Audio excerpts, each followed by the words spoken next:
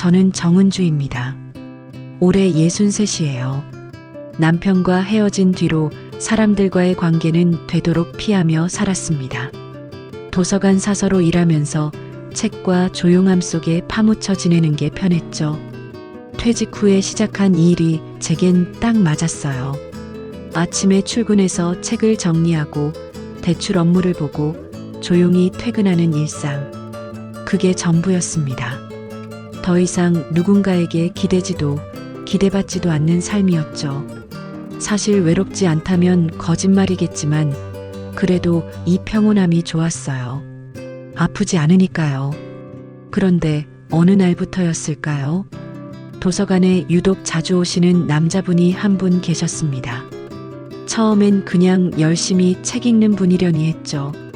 하지만 자꾸 눈에 밟히더라고요. 키가 크고 옷차림이 단정했습니다. 회색 캐시미어 코트에 깔끔한 구두를 신으셨어요. 나이가 지긋하신데도 자세가 꼿꼿했고 뭔가 품격이 느껴지는 분이었죠. 그분은 주로 역사서적을 보셨어요. 가끔은 철학 코너에도 들르셨고요. 책을 고르는 모습이 참 진중했습니다.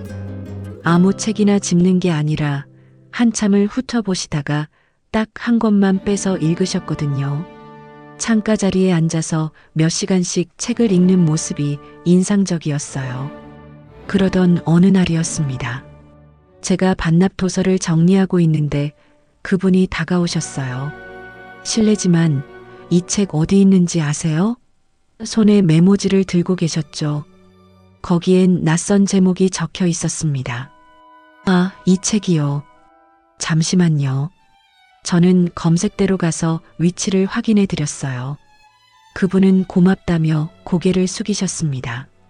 항상 이곳에서 책 정리하시는 모습 봅니다. 참 정성스럽게 하시더라고요.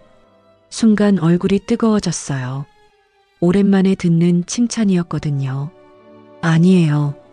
제 일일 뿐이에요. 어색하게 웃으며 답했습니다. 그분은 빙그레 웃으시더니 책이 있는 곳으로 가셨죠. 그 후로 자주 마주쳤습니다. 지나가다 눈인사를 나누기도 하고 가끔 짧은 대화를 주고받기도 했어요. 오늘은 날씨가 참 좋네요. 책 고르는 모습이 참 품격 있으시네요. 사소한 말들이었지만 묘하게 마음에 남았어요. 그분의 목소리는 낮고 차분했습니다. 말투도 정중했고 웃을 때면 눈가에 주름이 생겼죠. 한 번은 제가 무거운 책 상자를 옮기고 있었는데 그분이 다가와서 도와주셨어요. 제가 할게요. 무거워 보이네요. 괜찮아요. 익숙해서요. 하지만 그분은 웃으시며 상자를 들어 올렸습니다. 생각보다 힘이 좋으셨어요. 어느 날 그분이 먼저 말을 걸었습니다. 저는 강도연이라고 합니다. 이 근처에 살아요. 명함을 건네셨죠. 거기엔 부동산 개발회사 회장이라는 직함이 적혀 있었어요. 아, 저는 정은주예요. 악수를 나눴습니다. 손이 따뜻했죠. 그날 이후로 도연 씨는 더욱 자주 도서관에 오셨어요. 제가 있는 자리 근처에서 책을 읽으시곤 했습니다. 가끔은 커피를 사오셔서 건네기도 하셨죠. 추운데 이거라도 드세요. 처음엔 사양했어요. 하지만 그분은 자꾸만 챙겨주셨습니다. 혼자 마시기 그래서요. 같이 마셔주시면 안 될까요? 거절하기가 어려웠어요. 그렇게 조금씩 가까워졌습니다. 퇴근 후에는 도서관 앞 벤치에 앉아 이야기를 나누기도 했어요. 도연 씨는 말이 많지 않았지만 들어주는 걸 잘했습니다. 제 이야기에 고개를 끄덕이며 진지하게 들어주셨죠. 은주 씨는 참 이야기가 깊어요. 듣고 있으면 시간 가는 줄 몰라요. 그 말이 기분 좋게 느껴졌습니다. 오랜만에 누군가에게 내 이야기를 하고 있었으니까요. 남편과 헤어진 이야기도 혼자 살아가는 외로움도 조금씩 털어놓게 됐어요. 도연 씨도 부인을 일찍 여의었다고 했습니다. 혼자 사는 게 익숙해졌지만 가끔은 누군가와 이야기 나누는 게 그립더라고요. 그분의 눈빛에 외로움이 비쳤어요. 그렇게 몇 주가 흘렀습니다.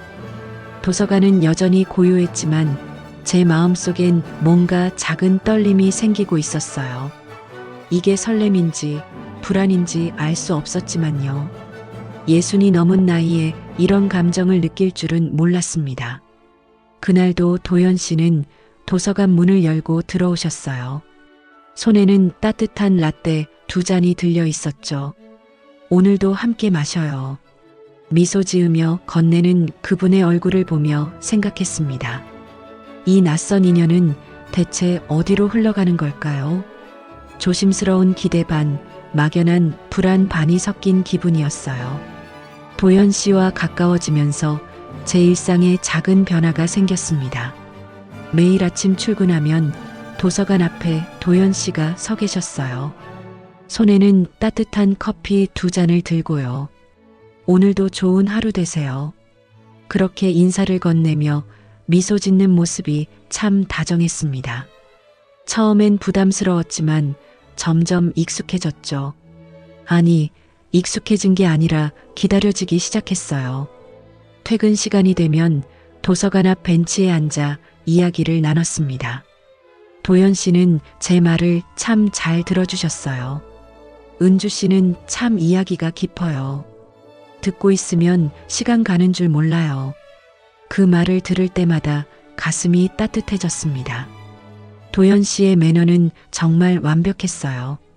제가 무거운 걸 들면 먼저 나서서 도와주셨고 비가 오는 날엔 우산을 챙겨오셨죠.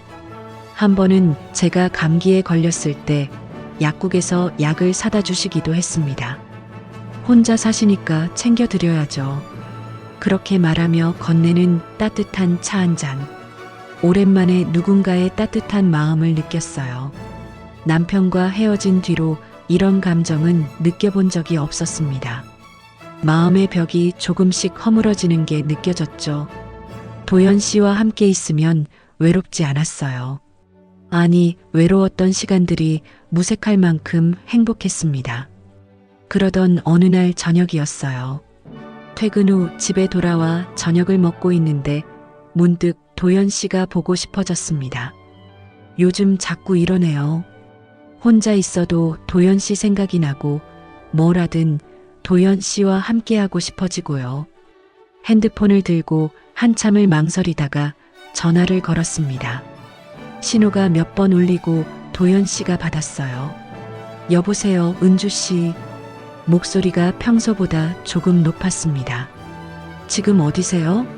통화 괜찮으세요? 제가 물었죠. 아, 지금요. 잠깐 회식 자리에 있어요. 금방 들어가요. 도연 씨가 대답했습니다. 그런데 그때였어요. 전화기 너머로 희미하게 여자의 웃음소리가 들렸습니다. 킥킥거리는 경쾌한 웃음소리였죠. 순간 가슴이 철렁했어요. 회식이라고 했으니 당연히 여직원들도 있겠죠. 하지만 왜인지 모르게 마음이 불편했습니다. 아, 그러시구나. 바쁘신데 전화드려서 죄송해요. 아니에요. 은주 씨 전화는 언제든 환영이에요. 조금 이따 다시 전화드릴게요. 도연 씨는 여전히 다정했습니다. 전화를 끊고 나서도 그 웃음소리가 귓가에 맴돌았어요. 너무 명랑한 젊은 여자의 웃음소리였습니다. 저는 소파에 앉아 한참을 멍하니 있었죠. 괜히 전화를 걸었나 싶기도 하고 의심하는 제 자신이 한심하게 느껴지기도 했어요. 너무 예민한 거 아닐까? 그냥 회식인데. 스스로를 다독이며 잠자리에 들었지만 잠이 오질 않았습니다. 다음 날 아침이었어요. 평소처럼 도서관 앞에 나갔는데 도연 씨가 서 계셨습니다. 손에는 커피가 아니라 장미꽃 한 다발이 들려 있었죠. 빨간 장미였어요. 은주 씨, 어제는 죄송했어요. 도연 씨가 먼저 말을 꺼냈습니다.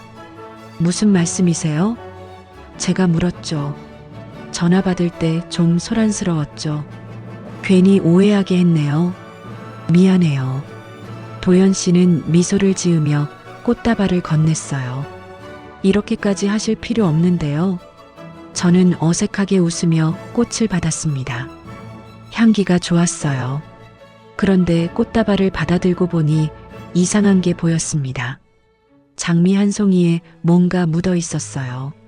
자세히 보니 립스틱 자국이었습니다. 선명한 빨간색 립스틱이 꽃잎에 살짝 묻어 있었죠. 순간 손이 굳었어요.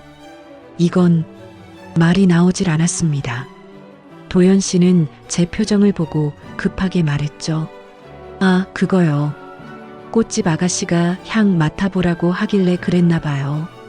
웃으며 대수롭지 않게 말했지만 뭔가 어색했습니다. 꽃집 아가씨가 립스틱을 바르고 꽃향을 맡았을까요? 말이 안 됐어요. 하지만 저는 아무 말도 하지 못했습니다. 고마워요. 예쁘네요. 그렇게만 말하고 도서관 안으로 들어갔죠. 가슴이 답답했어요. 뭔가 이상했지만 확신할 수는 없었습니다. 도연 씨를 의심하는 것 같아서 스스로가 싫었어요. 내가 너무 예민한 건가? 그냥 우연이겠지. 하지만 그날 하루 종일 마음이 불편했습니다. 책을 정리하면서도 대출 업무를 보면서도 자꾸 그 립스틱 자국이 떠올랐어요. 어제 전화 통화 때 들렸던 여자의 웃음소리도 계속 맴돌았죠. 점심시간에 동료 사서가 물었습니다. 은주 씨, 오늘 왜 그래요? 표정이 안 좋아 보여요. 아니에요. 그냥 좀 피곤해서요. 웃으며 대답했지만 속으론 혼란스러웠어요. 도연 씨를 믿어야 할까요? 아니면 이 불안한 감정을 믿어야 할까요? 60이 넘은 나이에 사랑 따위로 이렇게 흔들리는 제 모습이 우스웠습니다. 퇴근 시간이 됐어요. 도연 씨가 도서관 앞에서 기다리고 계셨습니다. 오늘 저녁 같이 드실래요? 평소처럼 다정한 목소리였죠. 저는 잠시 망설이다가 고개를 끄덕였어요. 좋아요. 함께 근처 식당으로 갔습니다. 도연 씨는 여전히 친절했고 제 이야기를 잘 들어주셨어요. 하지만 왠지 모르게 마음 한구석이 무거웠습니다. 식사를 마치고 집으로 돌아오는 길, 도연 씨가 손을 잡았어요. 은주 씨, 저랑 계속 함께 해주실 거죠? 따뜻한 손이었습니다. 저는 고개를 끄덕였지만 가슴속 불안은 가시지 않았어요. 이게 사랑의 시작인 걸까요? 아니면 불행의 시작인 걸까요? 그날 밤 침대에 누워 천장을 바라보며 생각했습니다. 그 불안은 그렇게 마음 한켠에 자리 잡았어요. 작은 씨앗처럼요. 결혼은 생각보다 빨리 진행됐습니다. 도연 씨가 청혼을 한 건 우리가 만난 지 2달쯤 됐을 때였어요. 은주 씨, 저와 함께 인생의 남은 시간을 보내주시겠어요? 도서관 앞 벤치에서 무릎을 꿇고 반지를 내밀던 그 순간이 아직도 생생합니다. 주변 사람들의 축하 속에서 저는 울컥했죠. 60이 넘은 나이에 다시 사랑을 시작하게 될 줄은 몰랐으니까요. 친구 미정이 걱정했어요. 너무 빨리 결정하는 거 아니야? 하지만 저는 확신했습니다. 도연 씨는 다정하고 세심한 분이었으니까요. 그렇게 우리는 조촐하게 결혼식을 올렸습니다. 신혼집은 분당의 고급 아파트였어요. 엘리베이터를 타고 20층으로 올라가는데 가슴이 두근거렸습니다. 현관문을 열자 넓은 거실과 큰 창문이 보였죠. 창밖으로 펼쳐진 야경이 정말 아름다웠어요. 여기가 우리 집이에요. 마음에 드세요? 도연 씨가 제 손을 잡으며 물었습니다. 너무 좋아요. 꿈 같아요. 정말 그랬어요. 혼자 살던 낡은 빌라에서 이런 곳으로 오게 될 줄은 상상도 못했으니까요. 도연 씨는 짐을 풀고 나서 주방으로 가더니 요리를 시작했어요. 오늘은 제가 직접 저녁을 준비할게요. 에이프런을 두르고 요리하는 모습이 참 보기 좋았습니다. 처음 며칠은 정말 꿈 같았어요. 도연 씨는 아침마다 커피를 내려주시고 저녁엔 함께 클래식 음악을 들으며 와인을 마셨죠. 거실 스피커에서 흘러나오는 쇼팽의 야상곡을 들으며 소파에 기대 앉아 있으면 이게 현실인가 싶었습니다. 은주 씨, 행복하세요? 도연 씨가 물었어요. 물론이죠. 이렇게 행복할 수가 없어요. 진심이었습니다. 오랜만에 느끼는 안정감과 따뜻함이었죠. 함께 산책도 하고 근처 맛집도 찾아다녔어요. 도연 씨는 늘 제 손을 잡아주셨고 제 말에 귀 기울여 주셨습니다. 하지만 그 달콤함은 오래가지 않았어요. 결혼한 지 일주일쯤 지났을 때부터였습니다. 도연 씨가 자꾸 저를 붙잡기 시작했어요. 아침에 일어나자마자, 낮에 쉬고 있을 때, 밤에 잠들기 전까지요. 은주 씨, 금방이야. 잠깐만요. 처음엔 신혼이니까 그럴 수 있다고 생각했습니다. 웃으며 받아줬죠. 하지만 점점 빈도가 잦아졌어요. 하루에 2번, 3번씩이었습니다. 제가 피곤하다고 말해도 도연 씨는 달래듯 속삭였어요. 조금만요. 금방 끝날 거예요. 거절하기가 어려웠습니다. 남편인데, 사랑하는 사람인데 어떻게 거절하겠어요. 하지만 몸이 점점 무거워졌어요. 피곤이 쌓이기 시작했죠. 아침에 일어나도 개운하지 않았고 온몸이 무거웠습니다. 한 번은 너무 힘들어서 말했어요. 여보, 오늘은 좀 쉬면 안 될까요? 너무 피곤해요. 도연 씨는 잠시 굳은 표정을 짓더니 이내 웃었습니다. 그래요. 미안해요. 제가 너무 욕심이 많았나 봐요. 그날 밤은 편히 잘 수 있었어요. 하지만 다음 날부터 다시 시작됐습니다. 아침, 점심, 저녁. 규칙적으로 반복되는 일상이었죠. 저는 점점 지쳐갔어요. 웃음도 줄어들고 말수도 적어졌습니다. 도서관에 나가고 싶다고 말했지만 도연 씨는 말렸어요. 집에서 쉬세요. 제가 다 챙겨드릴게요. 그러던 어느 날이었어요.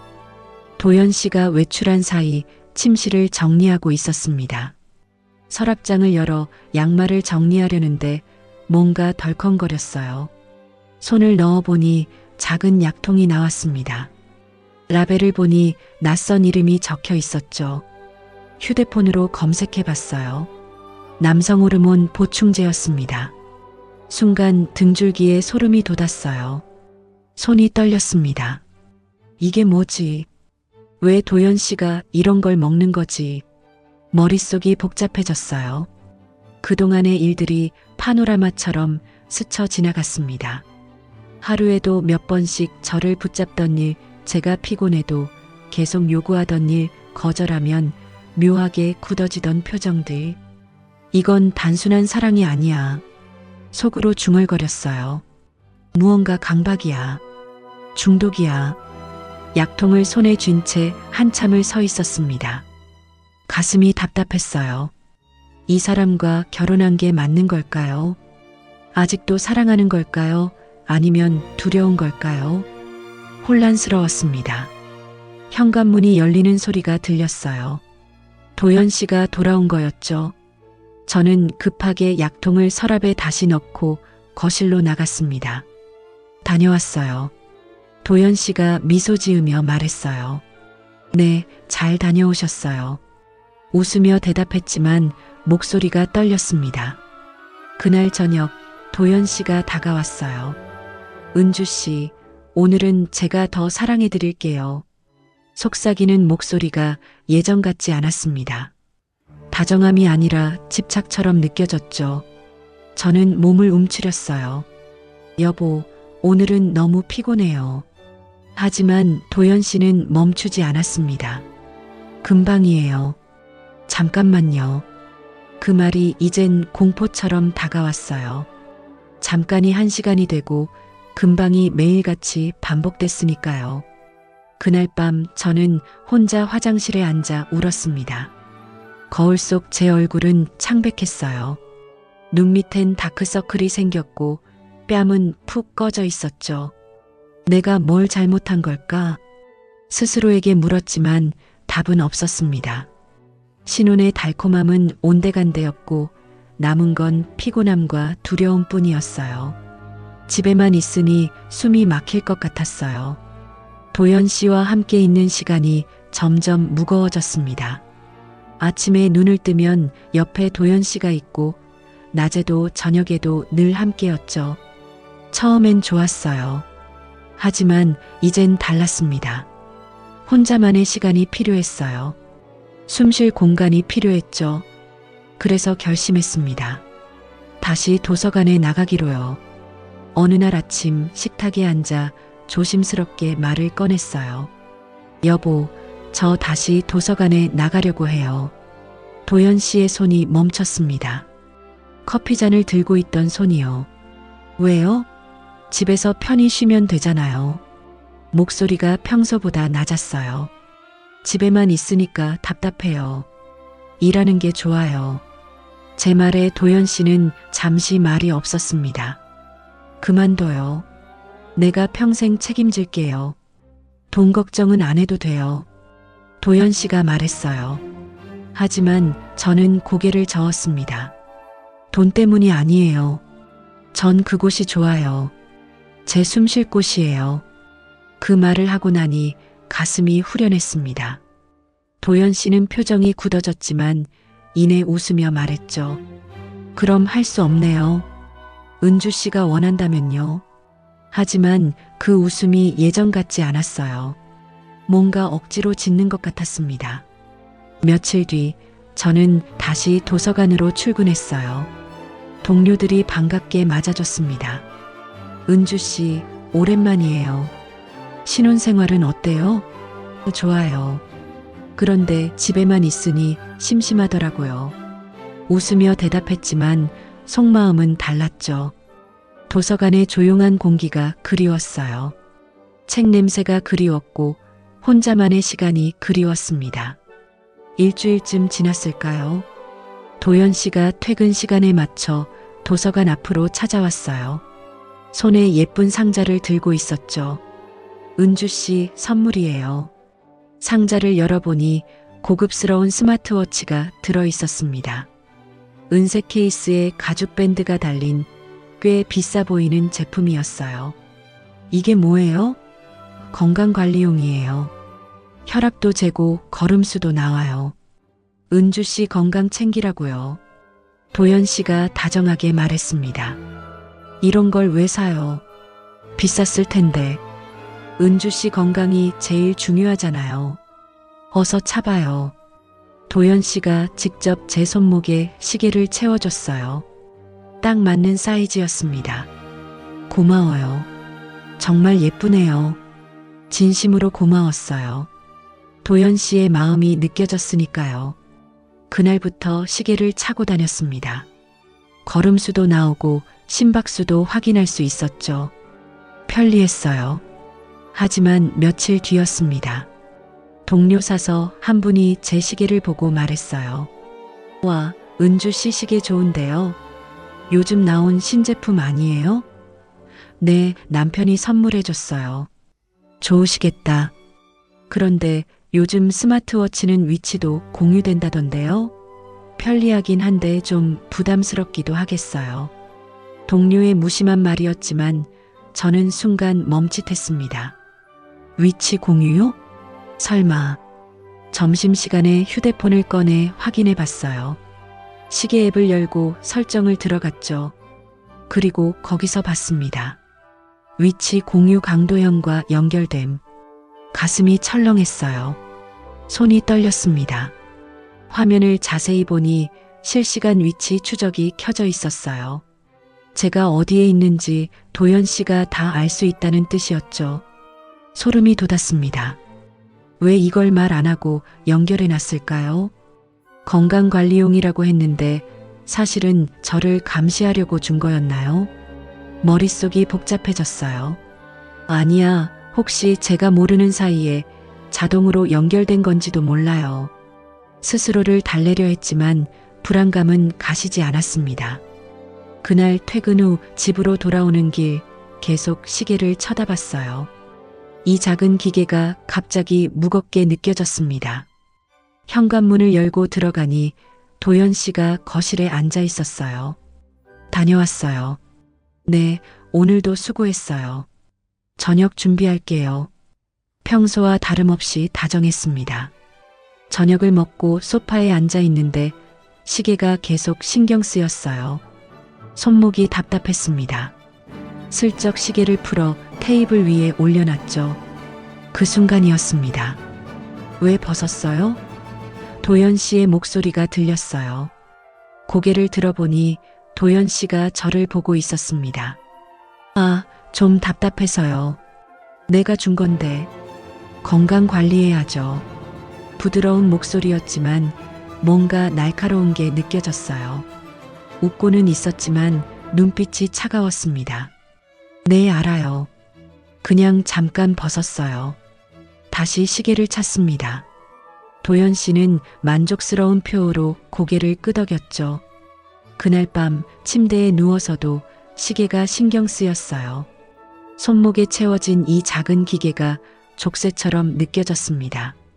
다음날 도서관에서 조용히 앱 설정을 확인해 봤어요. 위치 공유를 끌 수 있을까 싶었죠. 하지만 설정을 변경하려면 관리자 권한이 필요했고 관리자는 도연 씨였습니다. 제 마음대로 끌 수가 없었어요. 한숨이 나왔습니다. 그제야 깨달았어요. 이건 선물이 아니었어요. 사랑의 표현도 아니었죠. 감시였습니다. 제가 어디에 있는지, 누구와 있는지 확인하려는 거였어요. 도연 씨는 저를 믿지 못하는 걸까요? 아니면 통제하려는 걸까요? 가슴이 답답했습니다. 결혼한 지 겨우 한 달도 안 됐는데 벌써 이런 기분이 들다니. 점심시간에 혼자 벤치에 앉아 생각했어요. 이 결혼이 옳은 선택이었을까요? 도연 씨를 사랑하는 걸까요? 아니면 두려워하는 걸까요? 손목의 시계가 무겁게 느껴졌습니다. 이건 선물이 아니라 족쇄였어요. 사랑이 아니라 감시였죠. 그날부터 저는 조금씩 변하기 시작했습니다. 주말 아침이었어요.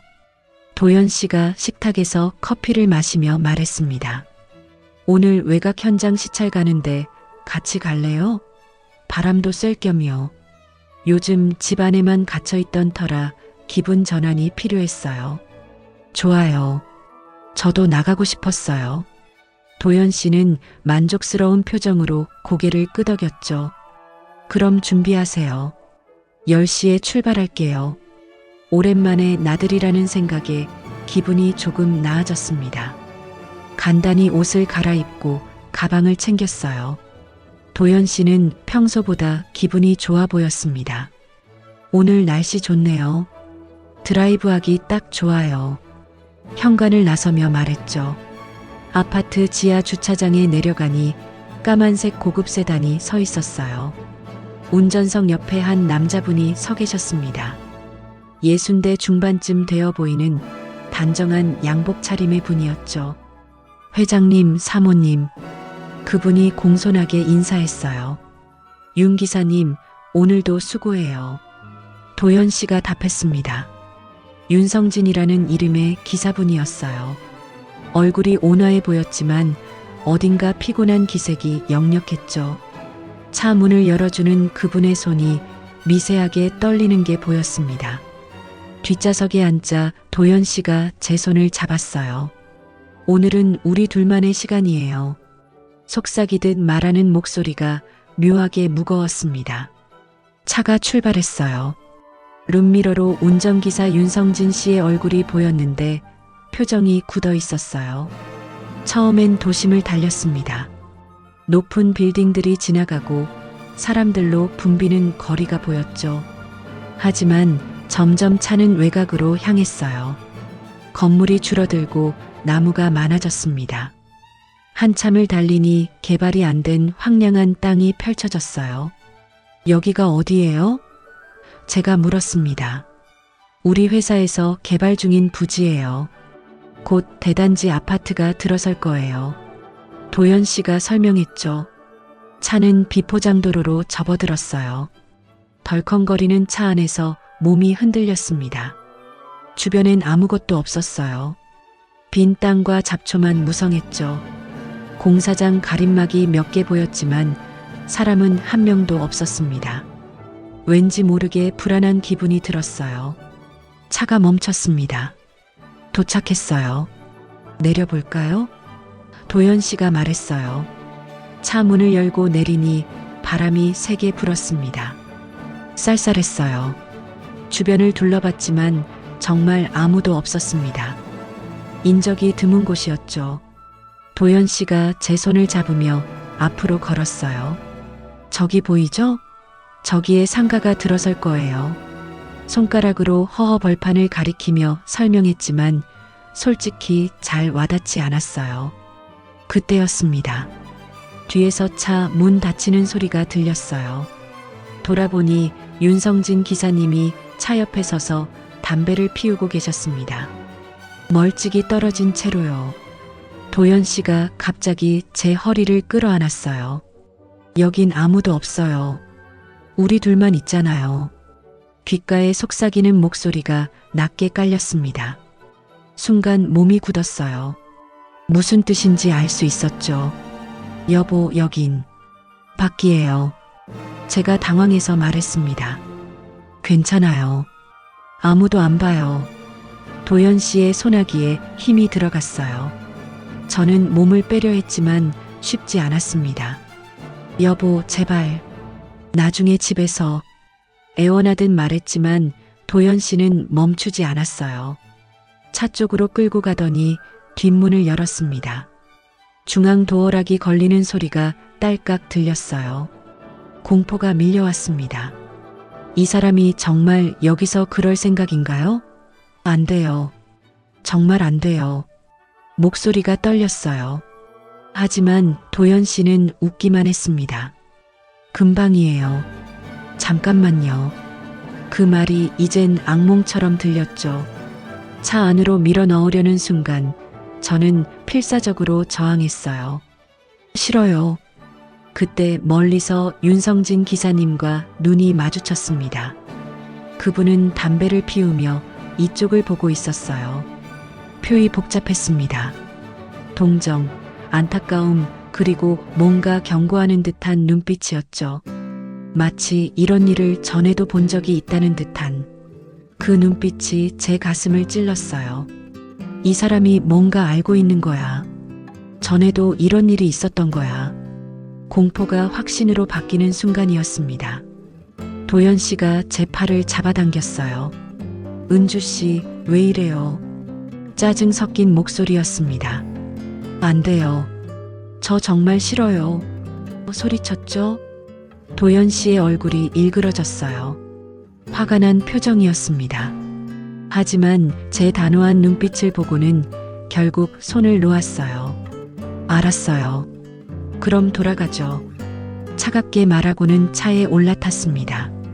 돌아오는 길은 지옥 같았어요. 도연 씨는 한마디도 하지 않았습니다. 차 안은 무거운 침묵으로 가득했죠. 윤성진 기사님도 말이 없었어요. 룸미러로 보이는 그분의 얼굴엔 여전히 안타까운 표정이 어려 있었습니다. 집에 도착해서 엘리베이터를 탔어요. 도연 씨는 여전히 말이 없었고 저도 아무 말할 수 없었습니다. 현관문을 열고 들어서자마자 도연 씨가 방으로 들어가 문을 쾅 닫았어요. 저는 거실 소파에 주저앉았습니다. 온몸이 떨렸어요. 무서웠습니다. 이 사람과 함께 사는 게 두려웠죠. 저녁이 돼도 도연 씨는 방에서 나오지 않았어요. 저는 혼자 부엌에서 물을 마시며 창밖을 바라봤습니다. 그날 밤 침대에 누웠지만 잠이 오지 않았어요. 윤성진 기사님의 눈빛이 계속 떠올랐습니다. 그 동정 어린 경고하듯 한 눈빛. 분명히 뭔가 알고 있는 거예요. 도연 씨에 대해서요. 전 부인에 대해서요. 가슴이 답답했습니다. 눈물이 흘러내렸어요. 소리 없이 울었습니다. 베개에 얼굴을 묻고 흐느꼈죠. 이 결혼은 실수였어요. 처음부터 잘못된 선택이었습니다. 하지만 어떻게 해야 할지 몰랐어요.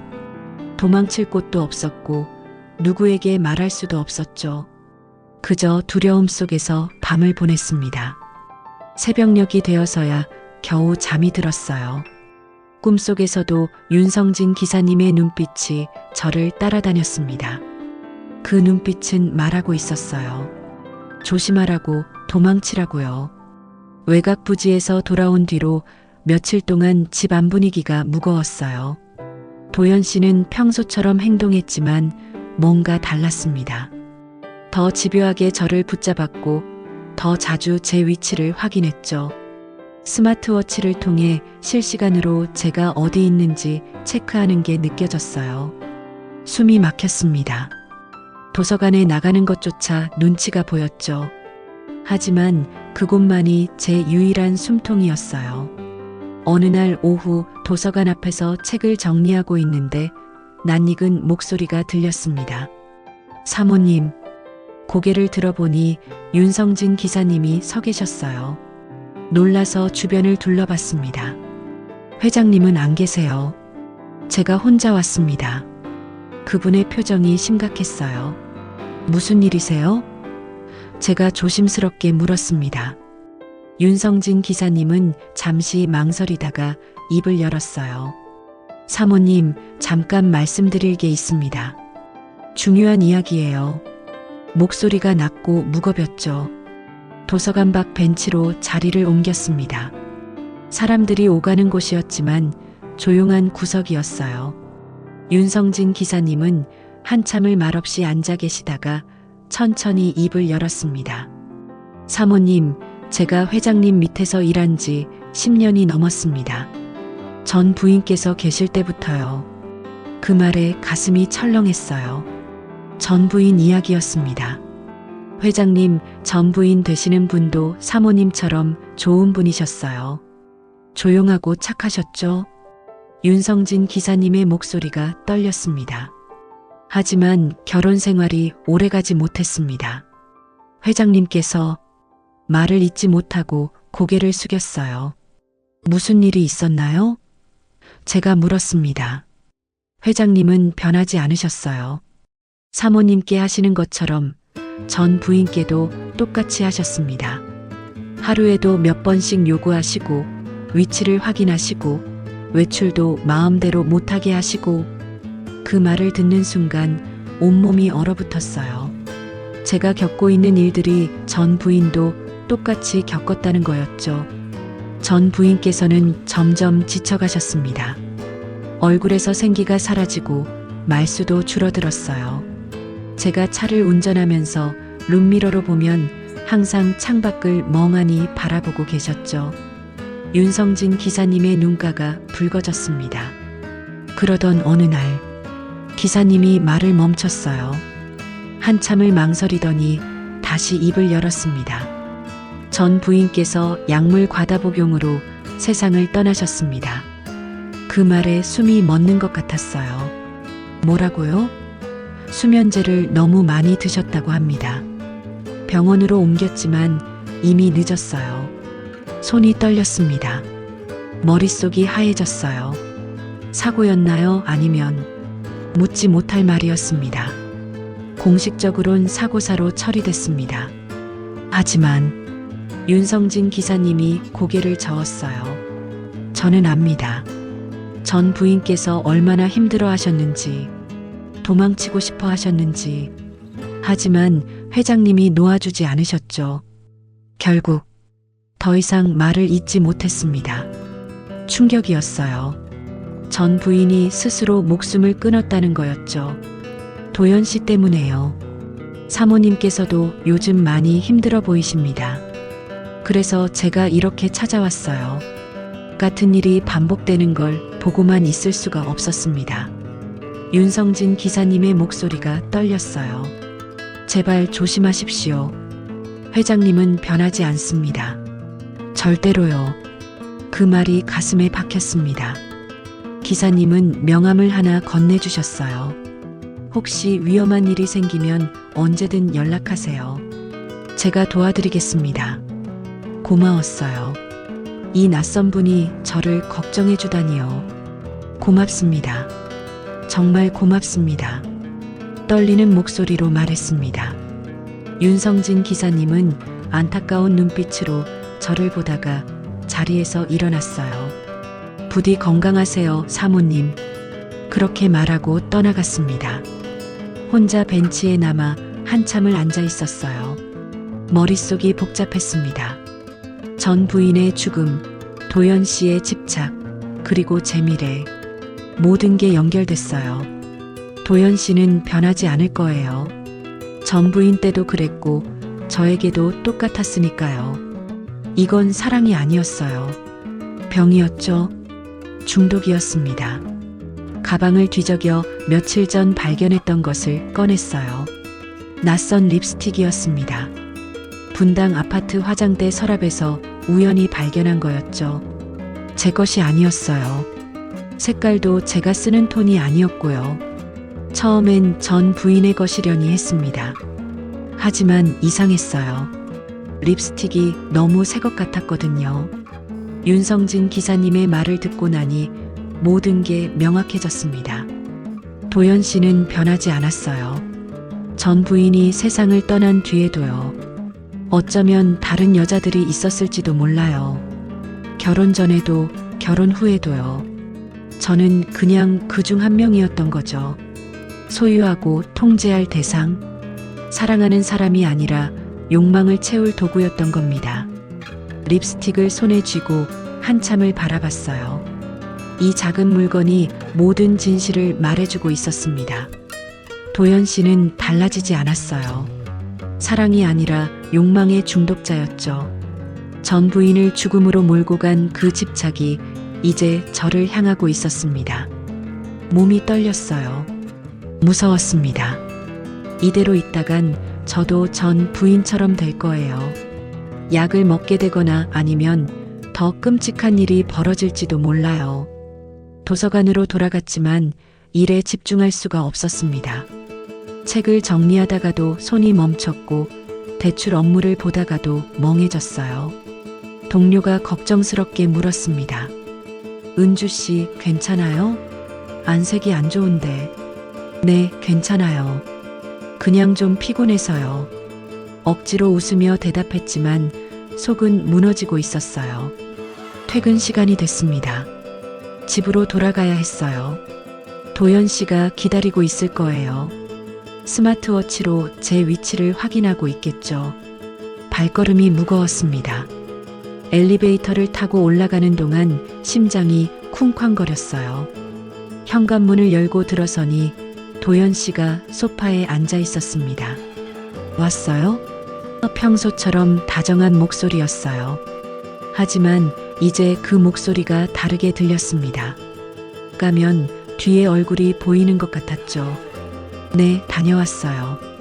짧게 대답하고 침실로 들어갔습니다. 서랍을 열어 립스틱을 다시 넣었어요. 증거였습니다. 언젠가 필요할지도 몰라요. 거울 속 제 얼굴을 봤습니다.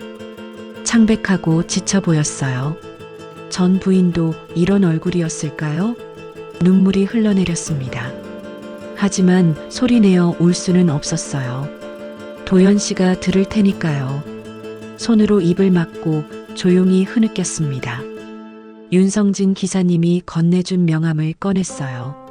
언젠가 이 번호로 전화할 날이 올 거예요. 그때까진 버텨야 했습니다. 살아남아야 했어요. 윤성진 기사님의 말을 듣고 나서 머릿속이 하얘졌어요. 도연 씨의 전 부인이 약물 과다 복용으로 세상을 떠났다는 사실. 그것도 결혼 생활을 견디다 못해서요. 손이 떨렸습니다. 제가 지금 겪고 있는 일들이 전 부인도 겪었던 거예요. 그리고 그분은 결국 견디지 못했던 거죠. 집으로 돌아오는 길 내내 아무 생각도 할 수 없었어요. 현관문을 열고 들어서니 도연 씨가 소파에 앉아 있었습니다. 어디 갔다 와요? 평소처럼 다정한 목소리였지만 이젠 그 목소리가 무섭게 느껴졌어요. 잠깐 산책했어요. 짧게 대답하고 침실로 들어갔습니다. 거울 속 제 얼굴을 봤어요. 창백하고 헬쑥했습니다. 이대로 살다간 저도 전 부인처럼 될 거예요. 그 생각이 들자 온몸에 소름이 돋았습니다. 누군가에게 말해야 했어요. 혼자서는 감당할 수 없었죠. 친구 박미정에게 전화를 걸었습니다. 미정아, 나 지금 만날 수 있어? 목소리가 떨렸어요. 무슨 일이야? 목소리가 왜 그래? 미정이 걱정스럽게 물었습니다. 말로는 설명 못해. 제발 만나줘. 1시간 뒤 동네 카페에서 미정을 만났어요. 미정은 제 얼굴을 보자마자 놀란 표정을 지었습니다. 은주야, 너 왜 이렇게 마른 거야? 무슨 일 있어? 저는 그동안의 일을 쏟아냈어요. 결혼 후의 일들, 도연 씨의 집착, 약통 발견, 스마트워치 감시, 외곽 부지에서의 일, 그리고 전 부인의 죽음까지요. 말하는 동안 눈물이 멈추지 않았습니다. 미정은 제 손을 꽉 잡으며 들어줬어요. 은주야, 당장 나와야 해. 그 사람 위험해. 미정이 단호하게 말했습니다. 하지만 사람들이 뭐라 하겠어. 결혼한 지 3달밖에 안 됐는데 벌써 이혼이라니. 다들 내가 이상한 사람이라고 생각할 거야. 제가 말했죠. 미정은 제 어깨를 잡으며 눈을 똑바로 쳐다봤어요. 죽기 전에 나와. 체면보다 목숨이 중요해. 남들이 뭐라 하든 상관없어. 내가 살아야지. 그 말이 가슴에 박혔습니다. 맞아요. 체면이 중요한 게 아니었어요. 제 목숨, 제 인생이 중요한 거였죠. 이혼하고 싶어. 근데 무서워. 도연 씨가 뭐라고 할지. 내가 도와줄게. 혼자 하지 마. 필요하면 변호사도 알아보고. 미정이 제 손을 꽉 쥐었어요. 그 따뜻함에 용기가 생겼습니다. 집으로 돌아오는 길 마음을 굳게 먹었어요. 오늘 밤 도연 씨에게 말하기로요. 더 이상 미룰 수 없었습니다. 현관문을 열고 들어서니 도연 씨가 저녁 준비를 하고 있었어요. 다녀왔어요? 오늘 은주 씨 좋아하는 메뉴 만들었어요. 웃으며 말하는 모습이 평소와 다름없었습니다. 식탁에 마주 앉아 저녁을 먹었어요. 한 입 한 입이 목으로 넘어가지 않았습니다. 도연 씨는 이야기를 계속 건넸지만 저는 제대로 대답할 수가 없었죠. 오늘 왜 그래요? 무슨 일 있어요? 도연 씨가 물었습니다. 손에 쥔 포크를 내려놓았어요. 심호흡을 했습니다. 여보, 할 말이 있어요. 목소리가 떨렸지만 최대한 침착하게 말했습니다. 뭔데요? 도연 씨가 미소를 지으며 물었어요. 이혼하고 싶어요. 그 말을 하고 나니 온몸에서 힘이 빠졌습니다. 도연 씨의 미소가 굳어졌어요. 갑자기 무슨 소리예요? 갑자기가 아니에요. 저 더 이상 이렇게 못 살아요. 제가 말했습니다. 왜요? 제가 뭘 잘못했는데요? 도연 씨의 목소리가 날카로워졌어요. 이건 사랑이 아니에요. 병이에요. 집착이에요. 저를 사랑하는 게 아니라 소유하려는 거잖아요. 쏟아내듯 말했습니다. 도연 씨는 잠시 말이 없었어요. 그러더니 차갑게 웃었습니다. 아? 그래요. 당신도 결국 나를 떠나는군요. 다들 그렇더라고요. 그 말에 전 부인이 떠올랐어요. 그분도 떠나려 했겠죠. 하지만 결국 떠나지 못했어요. 네, 떠날 거예요. 더 이상 여기 있을 수 없어요. 제 목소리는 떨리지 않았습니다. 도연 씨가 벌떡 일어났어요. 좋아요. 가세요. 하지만 후회할 거예요. 나 없이 뭘 할 건데요? 비웃듯 말했습니다. 그건 제가 알아서 할 일이에요. 내일 짐 싸서 나갈게요. 자리에서 일어나 침실로 들어갔어요. 뒤에서 도연 씨가 뭐라고 소리쳤지만 듣지 않았습니다. 문을 닫고 잠갔어요. 가슴이 쿵쾅거렸습니다. 해냈어요. 드디어 말했어요. 침대에 앉아 한참을 울었습니다. 무서웠지만 동시에 후련했어요. 이제 끝이 보였으니까요. 미정에게 문자를 보냈습니다. 말했어. 내일 나올게. 곧 답장이 왔어요. 잘했어. 내가 도와줄게. 집 찾아봐 놨으니까 걱정 마. 그날 밤은 한숨도 못 잤어요. 도연 씨가 문을 두드릴까봐 무서웠습니다. 하지만 다행히 아무 일도 없었어요. 새벽이 되자 조용히 짐을 쌌습니다. 많지 않았어요. 옷가지 몇 벌과 소중한 물건들만 가방에 넣었죠. 스마트워치는 침대 위에 벗어났습니다. 이젠 필요 없었어요. 해가 뜨고 거실로 나갔어요. 도연 씨는 소파에 앉아 있었습니다. 밤새 잠을 안 잔 것 같았어요. 정말 가는 거예요? 지친 목소리로 물었습니다. 네. 그럼 이만. 짧게 대답하고 현관문을 열었어요. 은주 씨. 뒤에서 도연 씨가 불렀습니다. 돌아보니 슬픈 표정을 짓고 있었어요. 행복하세요. 그게 마지막 말이었습니다.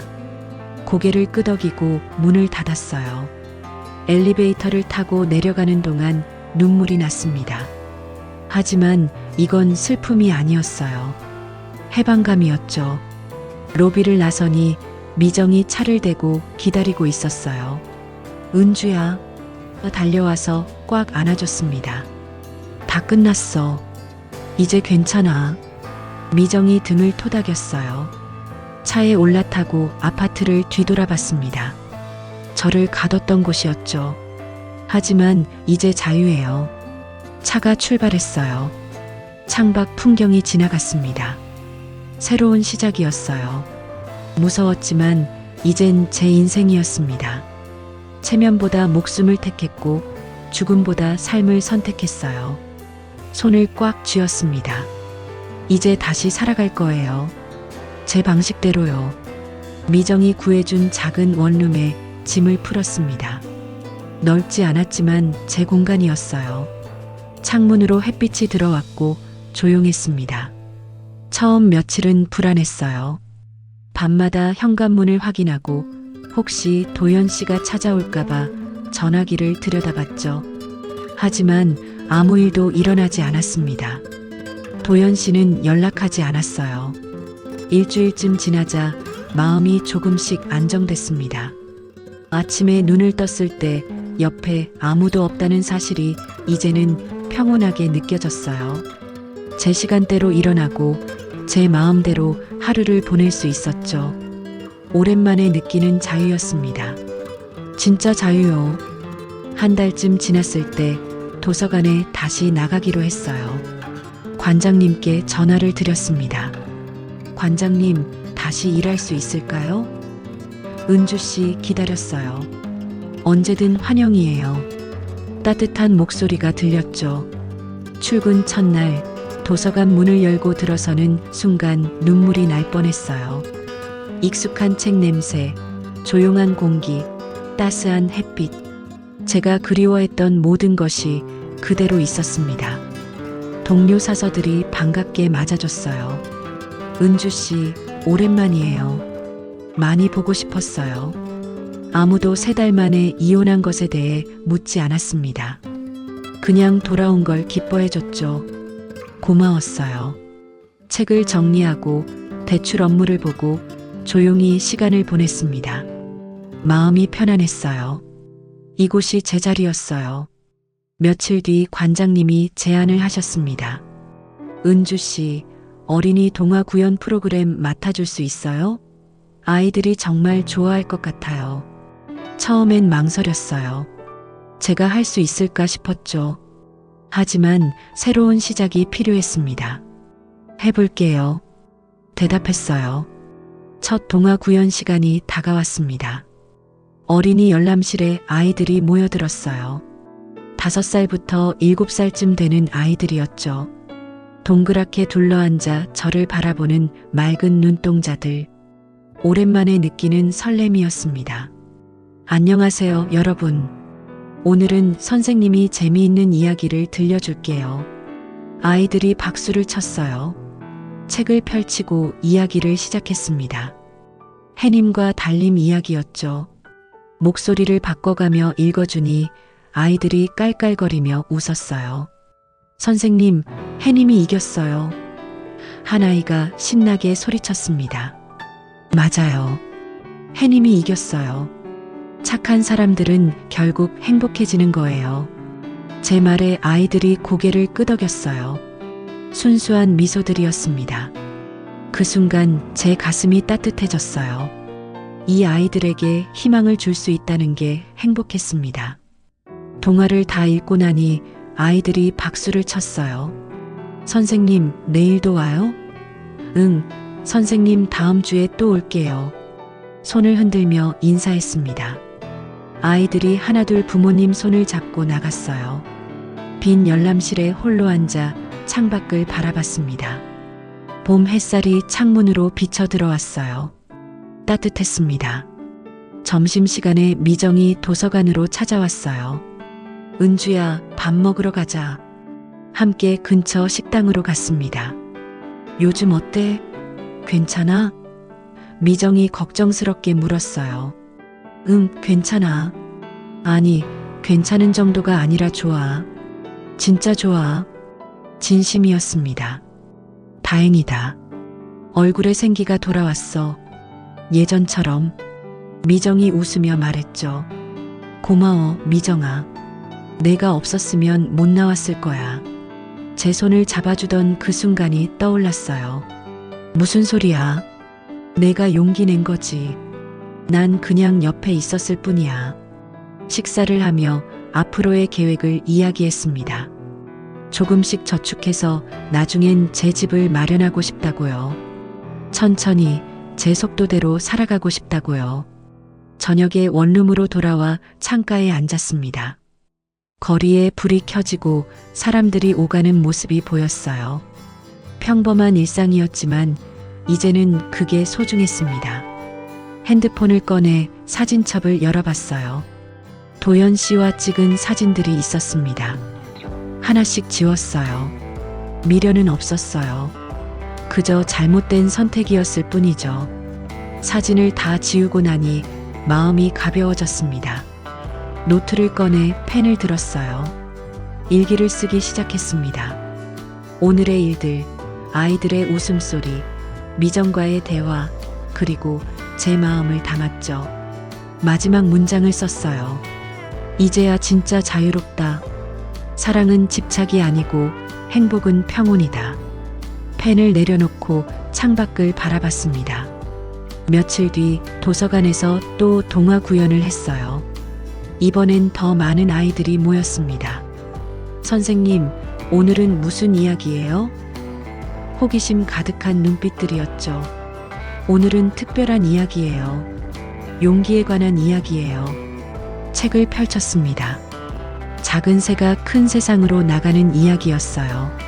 처음엔 무서웠지만 결국 날개를 펼치고 자유롭게 날아갔다는 내용이었죠. 아이들은 숨죽이며 들었어요. 이야기가 끝나자 한 아이가 물었습니다. 선생님, 새는 무섭지 않았어요? 무서웠을 거야. 하지만 용기를 냈어. 그래서 행복해질 수 있었던 거야. 제 대답에 아이들이 고개를 끄덕였어요. 저도 그 작은 새와 같았습니다. 무서웠지만 날개를 펼쳤고 이제 자유롭게 날고 있었죠. 그날 퇴근길 도서관 앞 벤치에 잠시 앉았어요. 예전에 도연 씨와 앉아있던 바로 그 자리였습니다. 하지만 이젠 아무 감정도 들지 않았어요. 그저 벤치일 뿐이었죠. 하늘을 올려다봤습니다. 구름 사이로 노을이 물들고 있었어요. 아름다웠습니다. 조용히 속삭였어요. 이제 내 인생의 다음 장은 내가 써야지. 바람이 불어왔습니다. 따뜻한 봄바람이었어요. 머리카락이 날렸지만 개의치 않았습니다. 일어나서 천천히 걸었어요. 집으로 가는 길이었지만 어딘가로 떠나는 기분이었죠. 새로운 시작이었습니다. 두렵지 않았어요. 이제는 제가 주인공이니까요. 제 이야기를 쓰는 작가니까요. 발걸음이 가벼웠습니다. 앞으로 나아갔어요. 제 속도로, 제 방식대로요.